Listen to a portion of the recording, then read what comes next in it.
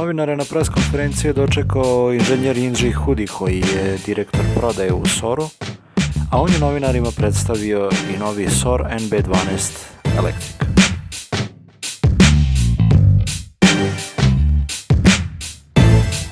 SOR NB12 je niskopodni električni gradski autobus koji prima 35 putnika za sedanje, dok je ukupan kapacitet oko 100 ljudi.